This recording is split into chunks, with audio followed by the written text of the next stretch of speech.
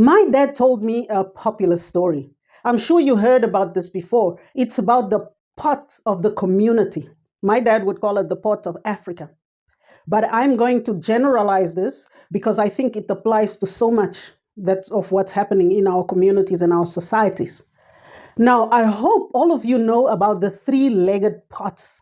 In South Africa and Namibia, we call it the Puiki kos pot. Puiki. It's a black pot, cast iron, with three legs that you use to on the fire, campfire, or when you make a nice stew, beef or lamb stew on the fire outside. Quite nice. The story goes a bit like this. There are three pots. Now, inside these pots, it's extremely hot and boiling. Of course, it's on the fire. And of course, people are trying, and there are people, each pot is full of a group of people that are similar, that look alike, that are similar in many ways in each of these pots. Now, these people are trying to find a way out of this pot because it's hot and it's boiling and they don't want to be cooked to death. So in the first pot, one of the people that is there, they struggle to get out among the commotion. They jump and they get on the shoulders of others. They manage to jump, to push the lid open and jump out.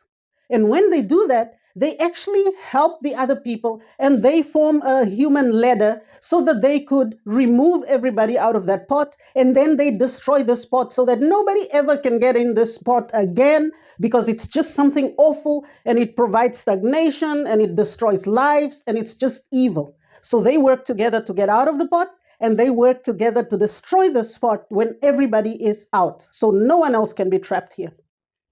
Now with the second pot, the same struggle, the same issues, until one person manages to get on the shoulders of somebody and they get on top of the others and they manage to leave the spot. Now, instead of this person coming back to help the others, you know what they do? They leave the lid half open and they say, look, you guys can struggle to get out as I did, and you can find your way out. I'm doing the best by just leaving this pot half open, and you figure yourselves out. Sounds familiar, doesn't it? Now let's look at the third part, and I think I know what you're thinking. Now, in this same pot is exactly the same struggles. But this pot, the one person manages to get on top of some people's shoulders. They struggle to get out. This person who got out, they push the lid back on, and they even place stones and heavy things on top of it so nobody else can get out, so that they can benefit alone of the abundance that they found outside. Now, this person regularly comes back to the pot to make sure that nobody leaves that pot. They want to be the only one that experiences freedom. They want to be the first one. They want to be the only one. They couldn't care less about the rest.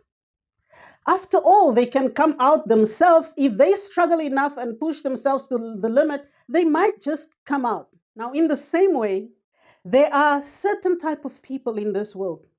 These are the kind of people who actually live with us today. In a society that we are becoming more and more connected, you will start to identify these people around you.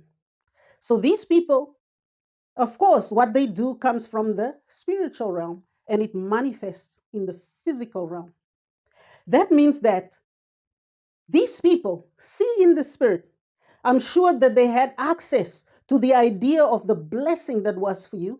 But because they had access to it and they saw the size of the blessing, they want to take it for themselves. And in this way, they are trying to put anything on top of you so that you cannot move. Because if you move and if you overcome, you're going to claim the blessing that's for you. So they do everything to block you.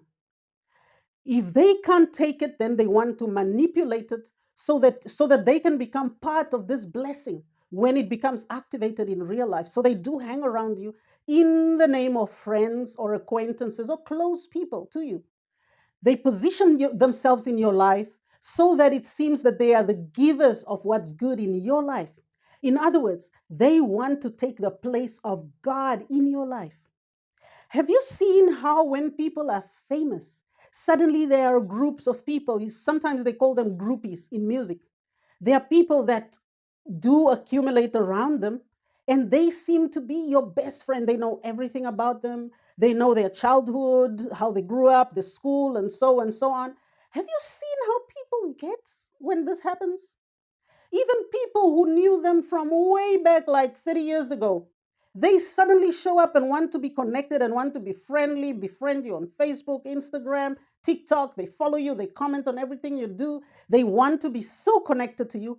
And let me not say, even a famous person who was shy, suddenly the most beautiful women, or if this is a woman, the most handsome man, they show up and they want to be associated with this person. Well, sometimes they are for you, but sometimes the devil surely sent to control the outcome of the blessing that you are about to receive, or the blessing that is in your life. There are many people connected to you right now who saw you and your blessing in the spirit. They access the spiritual realm to see what is there for you. They saw what's coming to you. It's actually not necessary to access the spiritual realm. You can read the Bible and the promises of God are there in Deuteronomy 28. But God has specific things for each and every one of us, and people go out of their way to find out what it is. So if anyone knows the Bible, they will know that God's blessing for his obedient children are abundant. It's no secret. However, when Christians do not walk in obedience, and when they walk in ignorance, they lose these blessings, these opportunities, because they don't understand spiritual authority, and they don't understand how to be stealth royalty.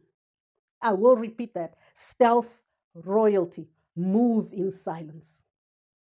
They lose these blessings because they hang around spiritual thieves and robbers who manipulate their every move and take what is for them. That's why you work hard and money doesn't stay in your account. That's why people around you seem to get the blessings that you know they are for you. But because you are ignorant in the spirit, these things will happen to you all the time. And it will be evident in the physical world. Things are not manifesting around you and you wonder why. Do you remember that information is currency in the spiritual realm? Information is currency. Many mediums and people who access the spiritual world, they pay a lot to get your information. The more information there is about you, the more you share with people voluntarily, the more you share with people about your life, the more your database becomes valuable in the spiritual marketplace. Demons don't care about you. They care about what they can get through you, and they care about how to block your assignment on this earth. It's about access and abuse. That's why you need to be careful with whom you share information. Doesn't matter how you share this information, be it through a normal telephone call, conversation, via any means, via social media, what you post about yourself. Pray about what you post. What you share through WhatsApp, in groups, over the phone, in church. Sometimes you are just sitting and talking to a smiley lady at church and sharing your most recent experience, or that you're pregnant or this or that. But maybe that person is really an undercover agent for the devil. I'm not saying that you should distrust everybody, but always ask God about people who so eagerly volunteer themselves into your life. Some of them really think that you're doing well because they themselves are deceived and are being used, which is why we pray for those who persecute you, because they're going through terrible torment, just trying to destroy your life. They don't know what they signed up for, and now they're paying. The consequences are there. And sometimes their assignment is you. And if they don't get you as the assignment, they get tormented. So we will pray for them to be released from these bondages that they're in.